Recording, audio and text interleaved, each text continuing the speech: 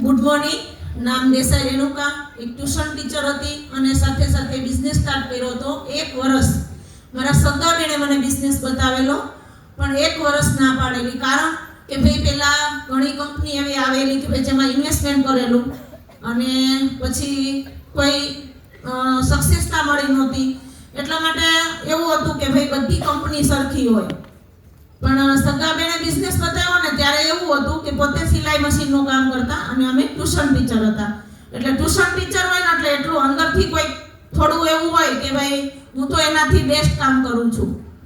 એટલે ખબર નહોતી કે આમાં આવા રૂપિયા છે કે આવું સન્માનની પણ કોઈ વેલ્યુ ક્યારેય મને ખબર જ નહોતી કે સન્માન શું હોય છે લેડીઝનું.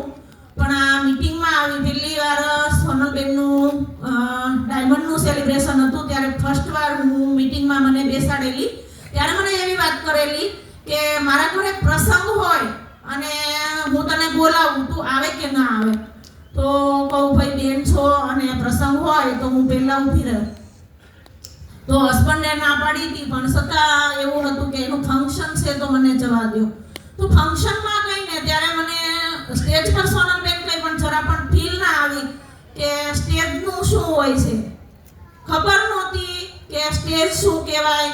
કેમ કે ટ્યુશન ટીચર હતી ને એટલે ઘરે બેઠા બેઠા છોકરાઓને ભણાવતી, એટલે કોઈ દિવસ બહાર જવાની કોઈ આશા નહીં.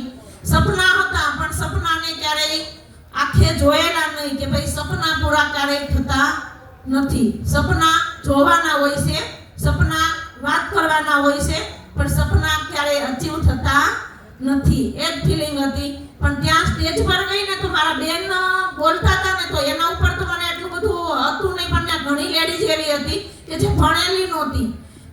ઘણી લેડીઝો એવી હતી કે એને ક્યાંય બોલવાનો ખ્યાલ નહોતો પડતો પણ સ્ટેજ પર બોલતા હતા. તો કઈ રીતે બોલે છે અને એવું તો શું આમાં મળે છે તે સ્ટેજ પર બોલે છે.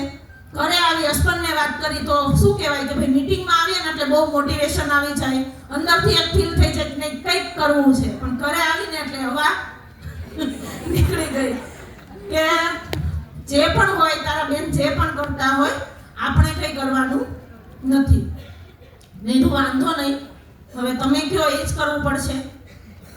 પણ હજુ એટલું અહીંયા ઘરે લેડીઝ બેઠી છે, હસબન્ડ ના પાડતા હોય એનું કારણ છે કે ક્યારેય આપણે એવું પગલું ભર્યું જ નથી અને ક્યારેય એવી હિંમત બતાવી નથી કે હું આ કરી શકું, હું તમને કંઈક કરીને બતાવીશ, એવું ક્યારેય આપણે કદમ ઉઠાવતા નથી. પણ કોરોના આવ્યો ને ત્યારે સિક્યોરિટી સમજાણી કે ભાઈ સિક્યોરિટી શું છે. મારું ટ્યુશન બંધ હતું, હસબન્ડને સ્પેર પાર્ટની દુકાન ચલાવે તો એ બંધ હતું, પણ ઘરની લોન જે ચાલુ જ હતી અને એ ભરવી જ પડતી હતી, પોસિબલ હોય કે ના હોય.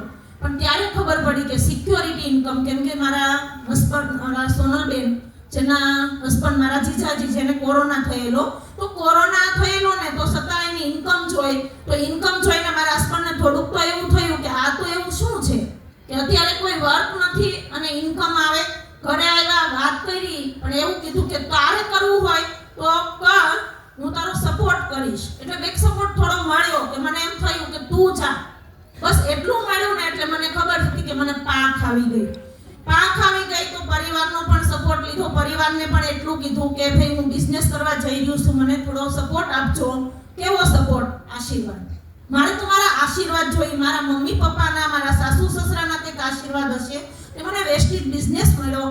કેમ કે મારું ઘર, હું જગતમાં રહું છું, કોઈ દિવસ રજોક પણ મેં એકલા નહોતું જોયેલું. ક્યાંક જવું હોય તો વિચાર કરતી કે એકલા કેમ જાઉં. પણ આ બિઝનેસથી આજે વર્લ્ડ ટ્રીપ કરીને તો હસબન્ડને પણ ગિફ્ટ કરાવી. ત્યારે સાપુતારા નહીં બતાવ્યું પણ મેં એમને થાઈલેન્ડ ટ્રીપ એચીવ કરાવીને ત્યારે હસબન્ડને વિશ્વાસ આવ્યો કે નહીં આ બિઝનેસ તો બહુ મોટો છે. અત્યારે ક્યાંય પણ જવું હોય, ક્યાંય પણ મીટિંગ હોય તો પહેલા ટિકિટ એની હોય. એના માટે એટલું જ કહીશ કે ભાઈ નવી લેડી જે બી આવી છે કંઈક કરીને બતાવવાનું સાહસ રાખો, કોન્ફિડન્સ બતાવો અને તમારા બિઝનેસને બિલ્ડ કરો. એક કોન્ફિડન્સથી ઘણું થઈ શકે છે. આજે ઘણું બધું એચીવ કર્યું. કેમ કે ટ્યુશનમાં 6000 હું કમાતી મહિનાનું, તો પણ એમાં અંદરથી ઈગો હતો, અભિમાન હતું કે નહીં હું 6000 કમાઉં છું તો આવો બિઝનેસ હું નહીં કરું. પણ આજે 1.5 લાખ પ્લસની ઇન્કમ વેસ્ટેજમાંથી લઈ રહી છું, કન્ટિન્યુ આવે છે.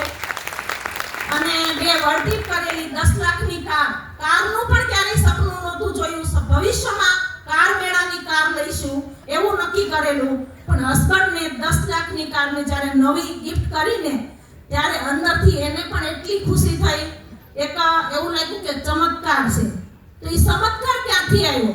તો હું કન્ટિન્યુ મીટિંગમાં ગઈ ને તો ત્યાં લેડીઝને સાંભળી, એવી લેડીઝ કે જાણે પોતાનું ઘર ક્યારેય મૂક્યું નહોતું, એકલા ક્યાંય ગયા નહોતા, પણ એનું જ એટલું કોન્ફિડન્સ અને જનૂન જોઈને મને એમ થયું કે ભાઈ આ બધા કરી શકે ને તો મારાથી થાય.